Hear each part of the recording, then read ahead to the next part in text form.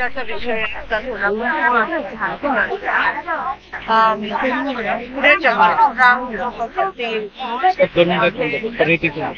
पुढे मुलगी त्या ठिकाणी 14 वर्षाची मुलगी सोलापुरात काही दिवसापासून घाण पाणी येत आहे. तुम्हाला आठवतंय की 15 वर्षापूर्वी कॉलेरा झालेला, कारण का पाईपलाईन कुजलेल्या. आता गेले 3 वर्ष महापालिकेमध्ये प्रशासक आहे, आयुक्त नाही आहेत, त्या ठिकाणी नगरसेवक नाही आहेत, महापौर नाही आहेत, कारण का इलेक्शन घेतले नाही आहेत आणि पाईपलाईन दुरुस्ती झाली नाही आहे. त्या ठिकाणी चेंबर दुरुस्ती झाली, नागरिकांकडून पैसे घेतले जात आहेत. मी रिक्वेस्ट करते, मला कोणत्याही प्रकारचं राजकारण करायचं नाही, पण ही परिस्थिती आहे आणि पूर्ण महाराष्ट्रात ही परिस्थिती आहे की कुठेही महापालिकेमध्ये इलेक्शन झाले नाही आहे.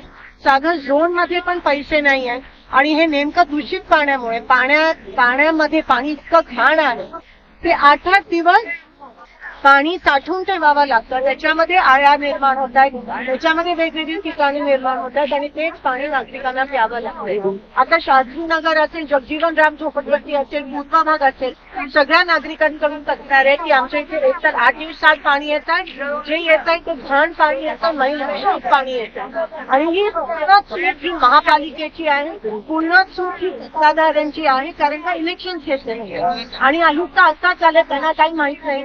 खरं तर पाऊस उन्हाळ्याच्या आधी सगळं वॉश आउट झालं पाहिजे, पाणी पुरवठा चांगला झाला पाहिजे, सगळे चेंबर दुरुस्त झालं पाहिजे, पण हे सरकार याबाबत गंभीर नाही आहे आणि आज सामान्य नागरिकांना बळी द्यावा लागतोय सरकारच्या निष्काळजीपणामुळे. ह्याचा मी धिक्कार करते. वारंवार लोकसभा असू दे, विधानसभा असू देत, आम्ही किती आवाज उठवलाय की सोलापूरचा शहराचा पाणी पुरवठा हा सुरळीत झाला पाहिजे आणि घाण पाणी जे येते हे पहिल्यांदा म्हणजे 15 वर्षानंतर असा प्रसंग पहिल्यांदाच झालाय सोलापुरात, कारण का निष्काळजीपणा महापालिकेचा, शासनाचा निष्काळजीपणा.